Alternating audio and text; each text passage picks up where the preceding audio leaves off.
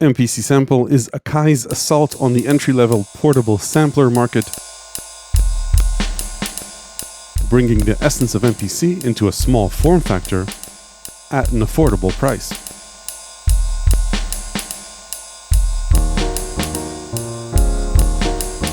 It has a high-res screen, built-in rechargeable battery, a small speaker,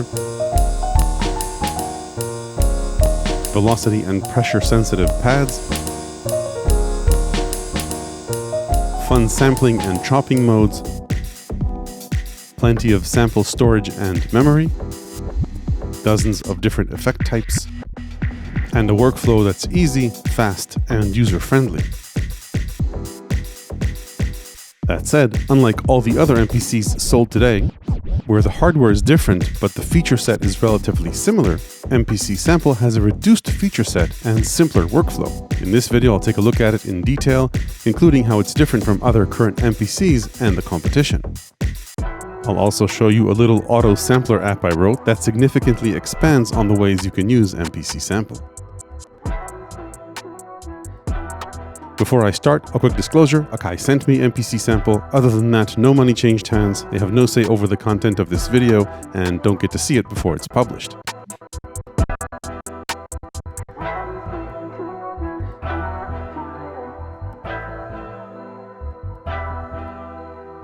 Okay, let's start with an overview and size comparison. Here's MPC Sample next to an MPC-1, but the more important difference is that MPC Sample isn't yet another form factor for the MPC OS 3 line. Rather, it's its own thing, though you can load MPC Sample projects into MPC3 and the desktop software, and within its limitations, export tracks back to MPC Sample. It can sample from multiple sources, the built-in microphone, a computer or phone over USB. It can also resample itself, resample through the inputs in the back, of course, and through the built-in microphone. Like the government, it's always listening to you and recording a 25-second buffer of audio and the last played MIDI loop. Only here it's a good thing because you can recall either buffer after you've played if you forgot to press record and then chop it or save it. Once sampled, you can then slice, stretch, and chop samples in various ways, assign samples to pads, up to a total of 8 banks of 16 pads per project, and then either trigger these samples live or sequence them using the built-in sequencer. The built-in sequencer goes up to 128 bars, and you can store up to 128 sequences on board. 16 sequences per bank, and there are 8 banks of sequences.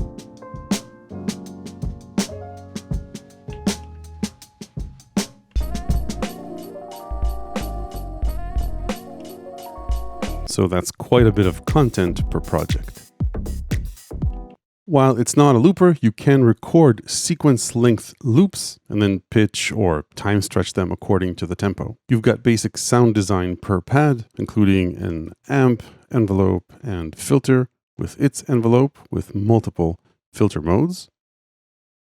You can loop and reverse samples. Then on top of that, you've got 4 effects categories. We'll go over these in detail, but these are pad effects, master effects that you control with the pads and the knobs. Then you've got knob effects, which are another set of effects that you can apply one at a time to any number of pads you want. Then you've got flex beat for DJ style master effects. And finally, a master compressor with vintage color. When the knob effects are active, by the way, then you control their parameters unless you disable this. MPC Sample has built-in 2 gigs of RAM and 8 gigs of internal storage, and project and sample storage is expandable with an external SD card. It comes with plenty of factory content, including demos and kits in multiple styles, each kit with its own sample sequences. After loading, a project is saved temporarily in case you lose power. There's no kit preview, at least not as of the current firmware, but kits come with sample patterns so you can get an idea of what they can do. According to the specs, MPC Sample has 32 voices, and it only has a single sequence track for all 128 pads, but I'll show you how to use chops to play individual pads as polyphonic mini tracks. The overall workflow is very easy with few hidden functions. The buttons do pretty much as is written on them, and Shift activates secondary functions on the buttons and the pads. The pads actually have quite a few modes, besides obviously triggering samples and the secondary function with Shift. In chop mode, you use them to chop up a sample into various chops.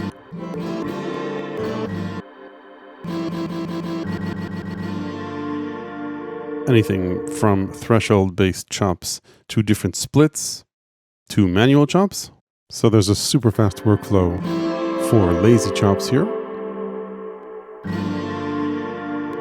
And you can fine-tune start and end points with or without zooming into samples using either these knobs or the encoder. Anyway, back to pad functions. In sequence mode, you use them to move from sequence to sequence, either when playing or not. Swapping sequences is quantized, so we won't wait for this. The pads can also be used to mute various instruments. Shift clears the mutes, by the way. In pad effects mode, you use them to control the mod depth of effects, and in flex beat, you use them to trigger flex beat shenanigans. And then in 16 levels mode, they do a bunch of things based on the type option. So they can play different velocities, different filter cutoff frequencies, or pitch the sample chromatically up and down, 16 chromatic semitones. There are no scale options here, and PadBank doesn't transpose the grid like on the bigger MPCs, at least not in this firmware, and hopefully I didn't forget a pad mode here and there. Then there's the fader, which controls by default the pad volume, but it can be assigned to a number of parameters with Shift and fader. So all of these are available for the fader. The pads are velocity and pressure sensitive, which pairs very nicely with the note repeat function. Then there's the 2.4-inch color screen with these three clicky soft buttons, sometimes with their different pages. And then these pot knobs on the bottom that do have a scaled mode, which I'm using now. So you get immediate control of parameters. But if you want, you can configure them to work in a pickup mode, in which case they won't control parameters immediately. Rather, they'll kind of show you these little arrows where you need to move the knob and then move it back to gain control of the parameter. I prefer the scaled mode. So let's change it back to that. You've also got a detent push encoder, which goes along with these plus and minus buttons. You can use it, for example, to control these parameters, to move between parameters, and Shift works like it does for these parameters as well. This little arrow, by the way, indicates that there's a shift option for one or more of these parameters or buttons. Like I mentioned, these buttons go along with the encoder. Most of the times, this encoder also selects from lists, like you saw earlier. There's undo and redo, which are only one layer deep, meaning they only work for the last action. And there's an erase button. You hold it to erase samples, sequences, events, and automation, depending on which mode you're in. Let's talk about build in I/O. The build feels good. These buttons are a little clicky, so I guess that's a matter of taste. The knobs feel sturdy. Most of the buttons are backlit and will occasionally change color to show you that a function is on. So for example, if I want to turn note on, press that. You can see, hopefully on camera, it changes color to indicate that it's on, and you see that when you're in Shift. The pads are small but playable, and they're MPC style pads, meaning they do require a bit of initial velocity. The screen is sharp. It's not OLED, but the fact that it's tilted makes it look great from most viewing angles. This has a built-in rechargeable battery rated for 5 hours. It also has a speaker. It's mono. It's okay to get an idea of what's going on in the mid and high frequencies, but drops in levels significantly below 200 Hertz. So use headphones or monitors to get a good idea of the bass in your music. The microphone is surprisingly sensitive. Here's some MPC ASMR. From about this distance, testing 1, 2, 3. In terms of connectivity, you've got USB for MIDI, audio, and access to the SD card in drive mode, you can't, at least as of a current firmware, access the internal storage via USB. There's also no way to see how much of the 8 gigs is free. So that's something I think Akai should add, but regardless, you can store user samples and projects on the internal drive or on the external drive. I'm told this accepts cards up to 1 terabyte. Then besides that, you've got stereo 1/4-inch audio inputs and outputs, 3.5mm MIDI in and out, and 3.5mm analog sync out. Okay, so that's it for the overview. Let's dive in a little bit deeper to see what it's like to work with this. The first thing that I think makes MPC Sample stand out is 2 sampling features. It's a recall buffer, and the fact that you can record very long samples. I'm told by the company up to 20 minutes. This solves the problem of having to practice a performance and then having to play it well again one more time when you press record. Instead, either hit sample record. Let's choose a source. Let's go for the microphone. Tap a pad. And record for however long you like. You can then trim this or go into chop and adjust the threshold, which is a bit laggy and I found depends on the sample, but you can always adjust these and by zooming in and fixing things manually. Automatic placement of these split points is just a starting point. You can always move split points around or add new ones or remove existing ones. So it's fairly easy to get that going. I could then extract this sample to its own pad, so I don't have to be in chop mode. And say normalize it. Once we're happy with our start and end points, we can choose to loop a sample if we want. Including, we can set a loop point that's different than the start point if we unlock the loop start point and turn on loop. We can control volume and pans, set an attack and decay parameter. And this is actually release. With shift, you can choose to have the decay work from the start.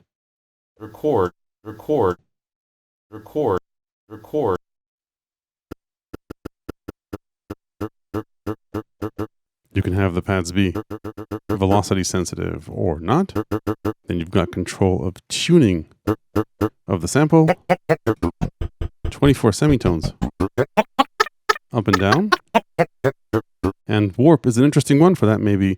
Let's give the sample a bit more room to breathe. And turn off loop. Warp will either repitch or time stretch and pitch shift the sample based on the value of this parameter here. So either time stretch or repitch the pad. When you repitch the pad, it works as a function of its play length. So 100% is record what the sample was previously, and then you can have it play slower. Record. In which case it'll pitch down and play faster. Record. In which case it'll pitch up. That's in pitch warp mode. In time stretch mode, you have control of pitch separately. Record. And you can have it play either slower. Record. Record. Record. Record. Record. I think it's a pretty good time stretch. Record. Algorithm. Or faster. Record. Record. Record. Record. Record. Record. Record. Record. Record. Record. Record. If you've loaded a loop, you can set this to sequence length, which is here. You can have MPC Sample attempt to auto-detect the number of beats or set it manually. Here, auto-detect doesn't make sense. But say if I load a project where I prepared a sample that does make sense. So let's first listen to this in time stretch mode.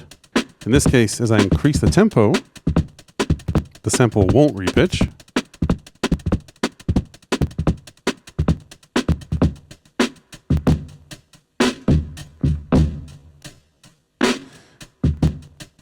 Works pretty nicely, I think.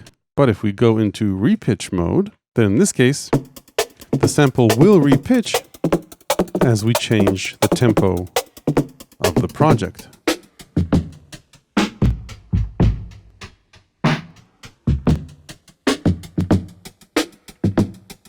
Don't forget, for this to work well, set this to sequence and the number of beats to either auto-detect, or if it can't, then the number of beats in the sample. Let's keep exploring the sample playback options. By the way, we can go back a pad bank with Shift. The second page for the tune button is a few playback options. You've got mute groups, and with Shift, pad links, so you can trigger more than one pad by pressing a single pad. You can change the offset if you want to mess with the pad launch time. Quick tip, this works nicely with pad link, and you can have pads be either monophonic or polyphonic, meaning you can trigger more than one at a time, especially useful for the chop modes. Then moving on down this menu, we've got the filter menu, where we can filter a pad based on the filter type. So there's a high pass filter with resonance, of course. Multiple high pass filter types, band pass filter types. And classic, which is another low pass. All this sound design is per pad. And then we've got a filter envelope on the second tab. This too can be either decay from the start or from when a pad is released. And there's a mod depth. Then pads have 3 trigger options. By default, samples are in one-shot mode, meaning they'll just play all the way through, depending on how long they are. And if you turn on loop, they'll just keep looping. Maybe not this one. Let's do this one. They'll just keep looping until you toggle the pad off. However, if we turn on note on mode, then a sample will play or loop only for as long as you hold the pad. And don't forget, you can control the amp envelope here as well. So for example, if you wanted this to release gradually or faster, make a kind of fake delay, for example. If I didn't mention it, there's a reverse option. You'll notice these little fake LEDs here on top to indicate whether you're in 16 level mode, whether reverse is, here we go, on or off, whether looping is on or off, and whether note on is on or off. And just an interesting tip here, I think if you turn on looping, a sample will just keep on going even if transport is off.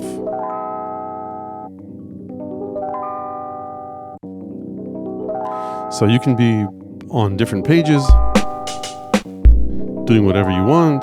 Say go back to page A. Just have that going in the background until you double tap stop. Again, even if transport isn't running. So that's a cool way to get ambient loops going. Before sampling, you've got a few configuration options. Besides the source, you can choose whether you want to monitor incoming audio, set a threshold for recording, set the recording length, either free, meaning for as long as you want, or exactly sequence length, in which case this lets you use this kind of like a looper because recording will start when the next sequence loop starts and will sample for the length of the sequence. And you can choose to record with or without effects. By the way, trim sample doesn't actually trim the sample, it just sets the start and end points. So it's kept the sample. If you want to actually trim the sample, you can do this shift and trim sample to discard excess sample data. So that's pretty much what you get in terms of sound design of individual pads. We'll get to effects in a bit. Let's talk about sequencing first. You can either play live into a sequence, quantized or unquantized, based on the quantization parameter, if you want it. You can also play into a sequence using note repeats.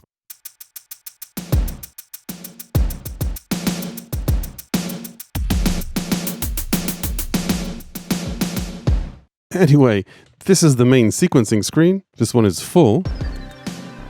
So let's maybe choose an empty one. Yeah, this one's empty. Anyway, you set the number of bars up to 128, and you can fine tune this with Shift. Let's just go for 1. You can set the time signature. The intro was 5/4. Let's keep it 4/4 for now. You can turn on or off a count-in. You've got a couple of metronome modes, either on or only on when you're recording. If you want, you can also set the metronome level.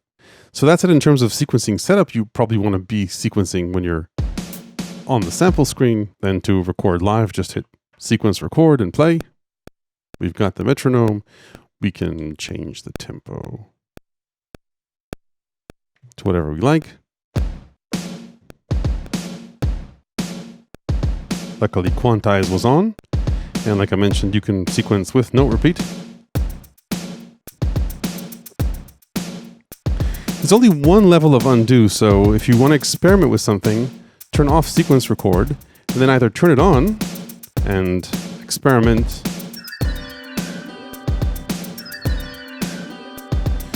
and then you can undo if you don't like what just happened. And like I mentioned, there's also a recall option for the sequencer. So let's say that I like this, and I forgot to press record, so just hit Shift and recall to embed that recording into the sequence. If you didn't record with quantization on, you could always apply timing correct later on. Just choose the pads that you want to apply correction to and press do it. This wouldn't be an MPC without swing.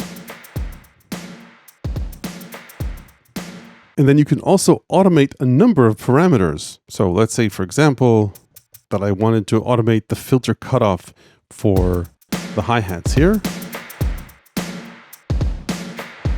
Maybe add some resonance. So just hit sequence record. And we've got that. You can erase automation, by the way, with Shift and just touch the parameter. And I think you can automate almost all of the pad parameters. You can also automate or sequence chop slices, by the way. So let's say that I want to record this.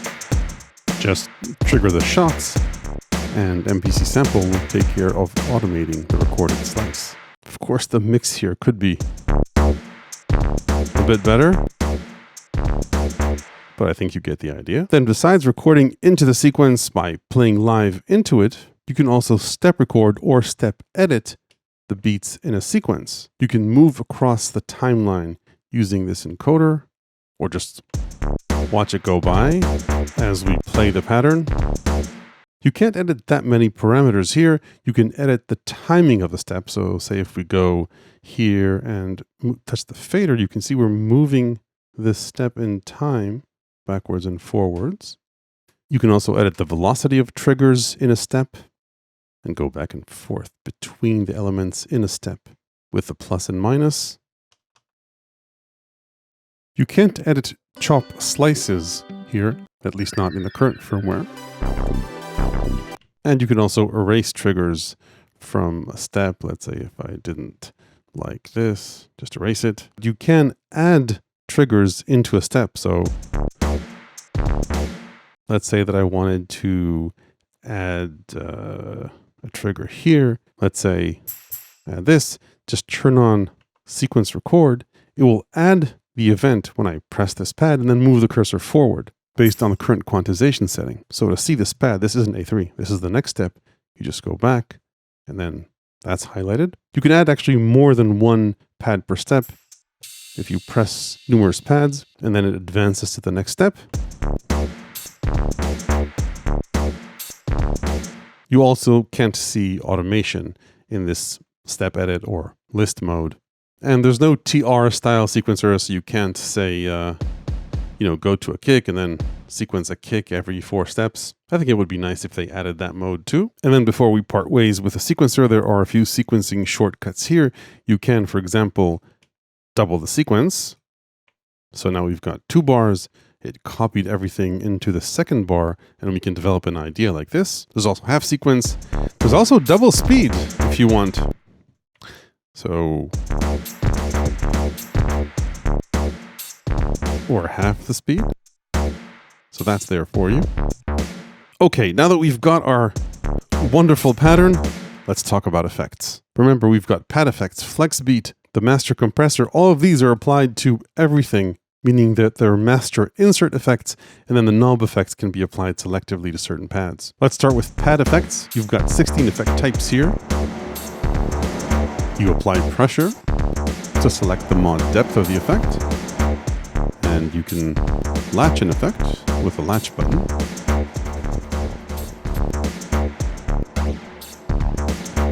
Some of these are similar to the flex beat, only you've got parameter controls here.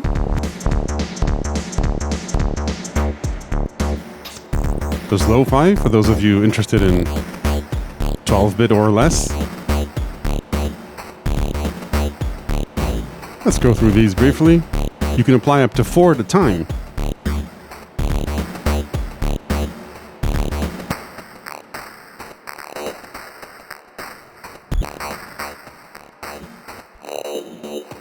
Each effect has up to 3 parameters. You edit the parameters of the effect you applied pressure to last.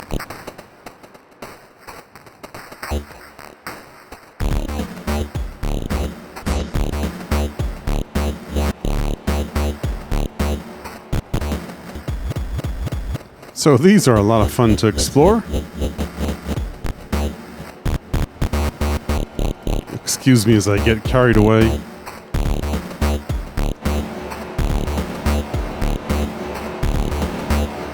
Okay, let's unlatch this and take a listen to Flex Beat. These are time-based sequenced effects. You can have them just loop until you turn them off, or work for one loop in one-shot mode. This works best if you quantize when these are launched.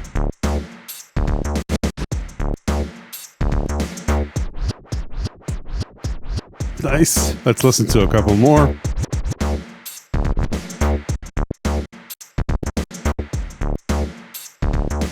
These also have a mix control, by the way. So say if we go for this, you don't need to lose your pattern entirely.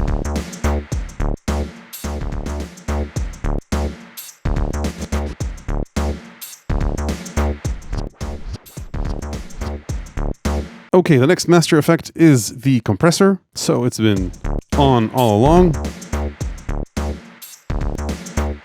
You've got vintage color.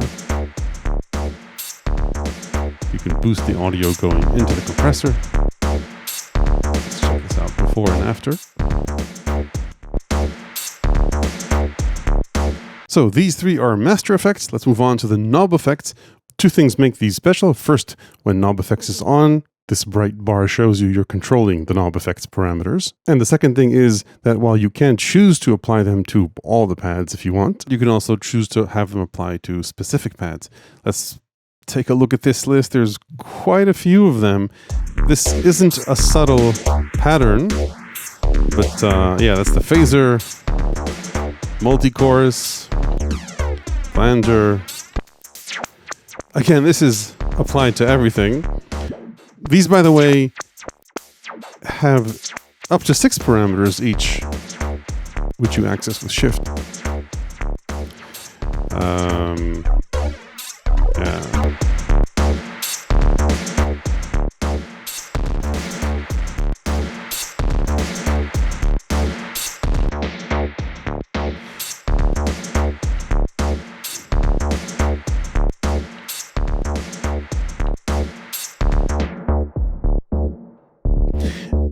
Anyway, what's special about these is that they don't need to be applied to all the pads. We can choose to apply them just to select pads.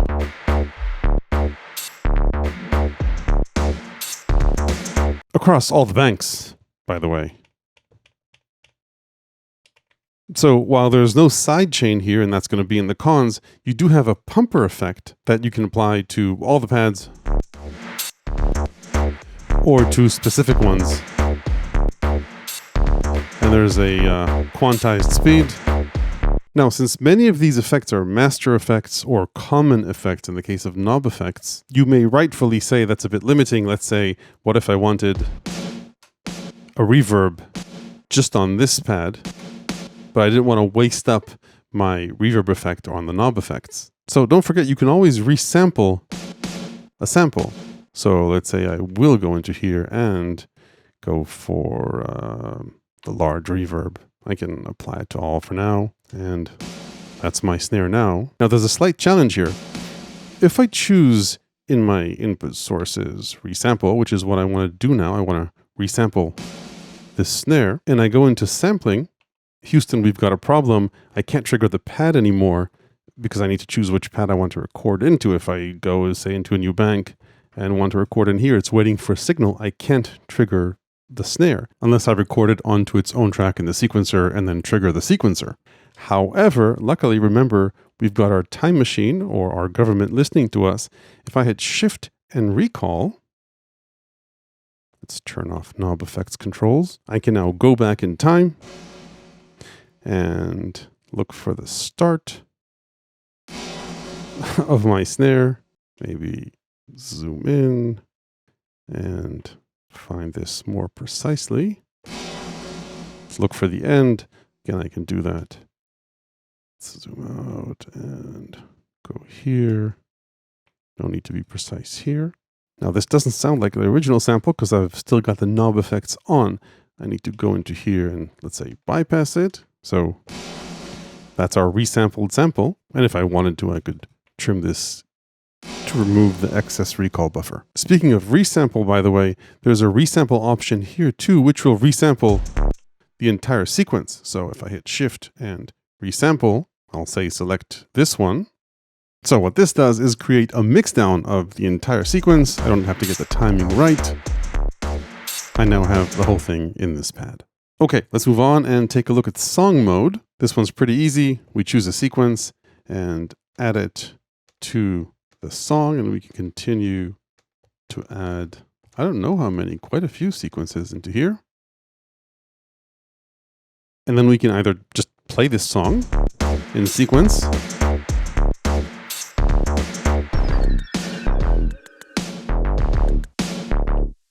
each sequence with its own tempo, and we can also export a song either as a mixdown audio file or into a new longer sequence, as long as it's not longer than 128 bars. Moving on, let's take a quick look at the MIDI configuration options. We already saw that this is where the knob and fader takeover modes are, and then you've got the usual suspect MIDI settings, but one interesting one is MIDI pad out. So overall, I wouldn't call this a sequencer for external MIDI gear. However, it does send out MIDI notes for every pad that you press.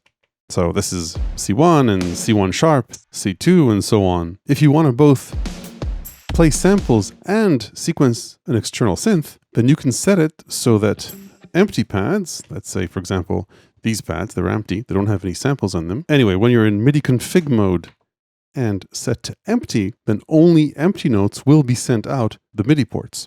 Okay, moving on, let's talk about compatibility with other current MPCs or developing your project on a desktop. Starting from MPC version 3.8, you can import MPC Sample projects directly into an MPC or the MPC software if you own a license to it. MPC Sample doesn't come with a license to the MPC software, but perhaps if you're from the future, Akai has come out with a free MPC Beats 3 that's compatible. There's no confirmation for that though. When you open an MPC Sample project in your MPC software or MPC hardware, it'll simply load up.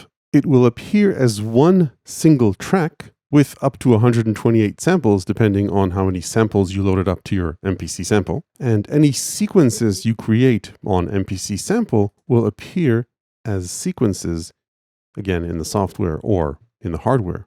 You can just hit play and they'll play back. Swap sequences and continue working on your project. Akai added all the necessary effects onto MPC 3.8. So for example, for the pad effects, there's a new plugin called Trigger Effects. You edit the depth, by the way, by turning the Q-link, and you can edit the various effect parameters here. FlexBeat is the FlexBeat plugin, only you've got more options here. So if you like, you can replace these. So that's FlexBeat over here. The color compressor appears as an insert effect as well. You can see the color compressor parameters here. And then the knob effects appear as an insert effect on Submix 1. As you enable pads to be routed to the knob effects on MPC Sample, those different pads or samples will then be routed to that submix. You can actually go back from the MPC software or MPC 3.8 on a hardware device back to MPC Sample. You simply go to File, Export, and choose as MPC Sample file. MPC 3.8 will attempt to flatten any effects that don't exist on MPC Sample so that it would sound as close as possible to the main MPC project. But remember, everything needs to be compressed into a single track, so don't expect to be able to export large projects to MPC Sample. Okay, moving on, before we head out to the pros and cons, you know me, I'm always trying to squeeze a little bit more out of gear than what the manufacturer planned. One of the things that I would have liked to see here in 16 levels mode in the tune mode is support for more scales, swapping out octaves, chord banks, and how about auto-sampled instrument tracks? Now, I know that's a bit much, and if you want those features in all their glory, you should get a full-size MPC. However, I developed an auto-sampling web app that could give us a taste of those features here on MPC Sample by leveraging the power of chop mode and the fact that you can sequence chops, kind of like they were their own mini tracks or plugins. That's how I created the multi-samples in the intro project. So for example, in this project, I've got these 3 samples on these 3 pads, but this pad can be chopped if we go into 16 regions mode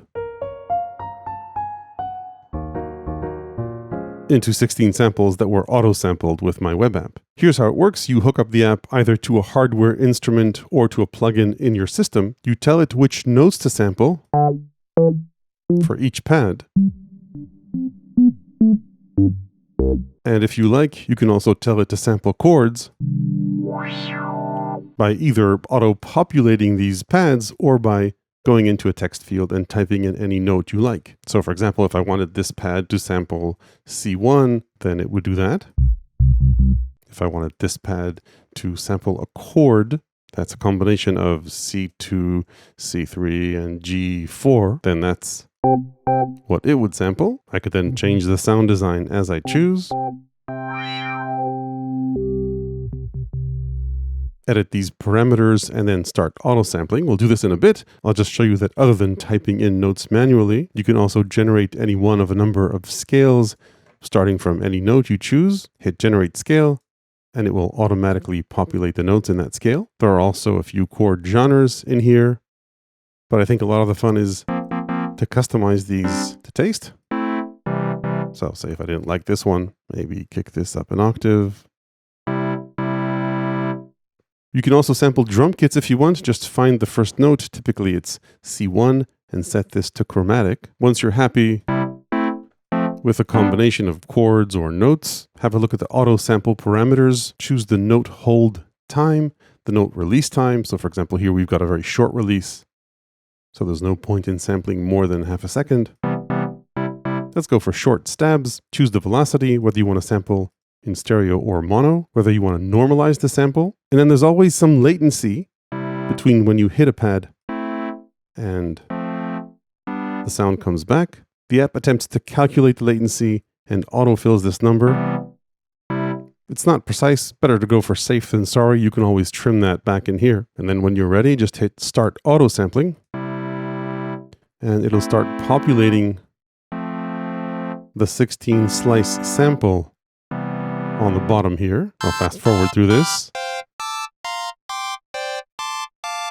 Once it's done, it will automatically save the sample into your downloads folder. You then copy this file down to MPC Sample. I really like how simple and clean this is, but any features that I'm tempted to add, I'll add into here, into the Advanced tab. For example, if you want to control this with MPC Sample, just choose it here. Now, hooking this up to hardware instruments is pretty easy. Just choose the audio input in your interface. The app picks up audio from the first 2 channels in your interface. Then choose your MIDI interface and channel over here. If you want to sample a software instrument or a DAW, it takes a bit more effort. You'll need to route audio from your DAW or plugin through a device that can funnel audio from app to app. There's a free one called Black Hole. You can just download the 2-channel version and that's enough. Then you'll need to send MIDI to your plugin or DAW. I use the IAC driver on a Mac. You enable this in audio MIDI settings and just choose channel 1, should be fine. If you're on Windows, use an app called Loop MIDI. And then load up any plugin you want. So for example, let's say that I wanted to sample Akai's own stage piano. Go into the settings, choose Black Hole as the output device, and make sure the IAC driver is enabled as an input. And then if all goes well, we should now be hearing piano chords. You can see the latency is a bit different here. start auto-sampling. And again, I'll fast forward through this. Once you've transferred your sample onto MPC Sample, there are a few things you need to be aware of. First, if you want to play more than one sample at once, make sure you choose the polyphonic mode and not the mono mode, unless you want notes to cut off each other. Now here I wanted more control over notes because just triggering them would cause too much overlap, so I turned on note on mode. However, in this case, I noticed that you can't always play two notes at exactly the same time. Sometimes it works, sometimes it doesn't. I think it's a bug or maybe something they need to change, but it works fine as long as you don't trigger notes at the same time. Anyway, in note on mode, you'll want to make sure to set the amp envelope to taste.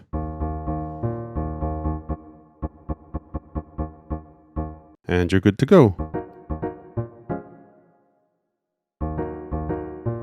Now, as long as you're in chop mode, all the pads will share the same sound design parameters, but you can always hit Shift and extract and transfer any or all of these to their own independent pads. Okay, let's talk about pros and cons for MPC Sample. While it ticks many feature boxes, I think the biggest thing MPC Sample has going for it isn't just what it can do, but how easy it is to use, along with its portability. All the features in the world aren't worth much if they're hidden behind a menu or a forgotten shift combo, and much of what this can do is either written directly on the panel as a shift function or direct function, or clearly legible, albeit in a small font, on the screen.